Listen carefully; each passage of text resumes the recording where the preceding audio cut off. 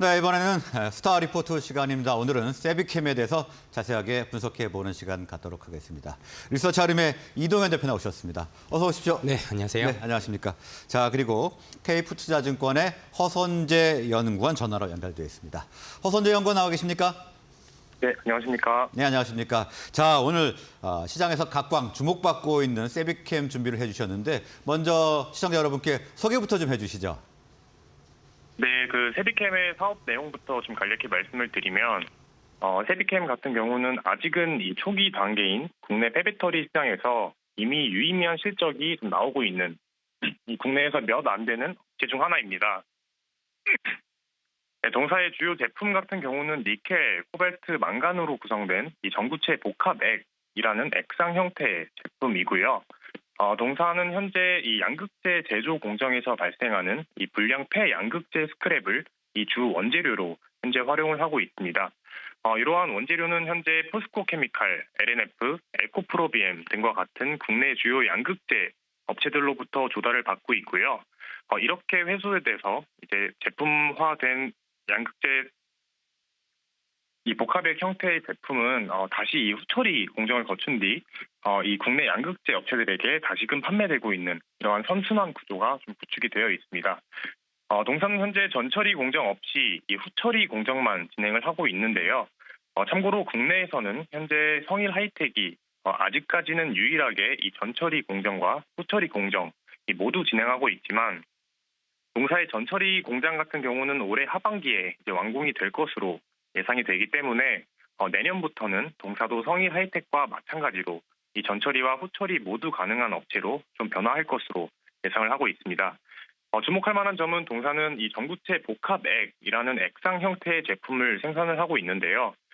참고로 성일 하이텍 등과 같은 업체들은 이 파우더 형태의 니켈, 코발트, 망간을 생산을 하고 있는데 이 액상 형태의 전구체 복합액 같은 경우는 동사와 동사의 고객사 모두의 효용이 좀 크게 높아진다는 특성이 있습니다. 동사 입장에서는 원재료로부터 이 니켈, 코발트, 망간을 바로 이 액상 형태로 추출할 수 있기 때문에 이 공정 효율화에 따른 수익성 개선 효과가 있습니다. 실제로 2021년 기준 세비캠의 영업이익률은 약 17% 수준으로 업계 평균 대비 약 2배 이상 높은 이 수익성을 시현한 바 있습니다. 네, 더불어 동사의 고객사 입장에서는 동사에게 공급받은 이 제품을 별도의 후처리 공정 없이 이 양극재 생산 공정에 직접 투입할 수 있기 때문에 고객사 입장에서도 마찬가지로 이 생산 효율성과 원가율이 크게 개선되는 효과가 있습니다. 네, 상당히 주목받고 있는 폐배터리 업체인데요. 전구체 복합액을 주요 제품으로 하고 있는 세비캠이었습니다. 자, 그러면 저희가 투자 포인트를 좀 알아봐야 될 것 같은데 어떤 부분에 저희가 주목을 하면 좋을까요? 네, 대표적인 투자 포인트 같은 경우는 이 동사의 생산 캐파가 앞으로 매우 큰 폭으로 좀 증가할 것이다라는 점인데요. 동사의 폐전지 생산 능력 같은 경우는 2022년 1만 톤에서 2024년 3만 톤으로 약 3배 정도 증가할 것으로 예상을 하고 있습니다. 여기서 중요한 거는 절대적인 이 증설 규모보다는 왜 이런 증설이 일어나고 있는지 이 배경을 좀 파악하는 게 더 중요하다라고 생각을 하고 있는데요. 증설이 필요한 주요 원인은 크게 두 가지입니다. 첫 번째는 고객사 확대, 그리고 두 번째는 제품 포트폴리오 다각화입니다. 네, 연구원님 말씀해 주신 그 신규 고객사 확대에 대해서 좀 말씀을 해주셨는데 최근에 어떤 신규 고객사랑 진행하고 있는지 지금 최근 진행 사항은 어떤가요? 네, 동사는 올해 6월 달에 이 LG화학과 고려아연의 합작법인인 이 한국전구체 주식회사에게 앞으로 10년 동안 이 전구체 복합액을 공급하기 위한 MOU를 체결을 한 바 있습니다. 해당 계약을 통해서 2024년부터 약 1,000억 원 정도의 기존에는 없던 이 신규 매출액이 좀 붙을 것으로 예상을 하고 있습니다. 어쨌든 아직은 초기 단계이고 불확실성이 존재하는 국내 폐배터리 시장에서 이렇게 확실한 매출이 나올 수 있는 이 우량 고객사를 확보했다는 점에 좀 주목할 필요가 있다라고 봐주시면 좋을 것 같습니다. 네, 최근에 세비캠이 캐파도 증설을 하고 있고 제품 포트폴리오도 다각화될 예정인데 제품 포트폴리오가 어떤 측면에서 다각화될 예정인가요? 네, 현재 동사의 주요 제품은 이 니켈, 코발트, 망간 이 세 가지 소재로 구성된 이 전구체 복합액인데요. 그러나 이제 내년부터는 동사가 이 탄산 리튬이라는 소재까지 회수할 수 있게 되면서 이 제품 포트폴리오가 좀 확대가 될 것으로 예상을 하고 있습니다. 참고로 탄산 리튬 같은 경우에는 과거에는 보통 이 원재료에서 폐기가 되던 이러한 소재였지만 최근 동사는 이 고순도 탄산 리튬 추출 기술력을 좀 확보하게 되면서 이 제품화에 성공을 한 바 있습니다. 이것이 좀 중요한 이유는 어차피 버려지던 원재료를 제품화시킨 것이기 때문에 추가적인 설비 투자나 이 비용 집행 없이 이 신규 매출액이 붙을 것으로 예상을 하고 있습니다. 그렇기 때문에 이 탄산 리튬 매출 비중이 앞으로 높아지면 높아질수록 이 세비캠의 전사 수익성이 크게 향상될 것으로 보고 있습니다. 당장 내년부터 연간 약 100억 원 수준의 탄산 리튬 매출액이 가산될 것으로 추정을 하고 있는데요.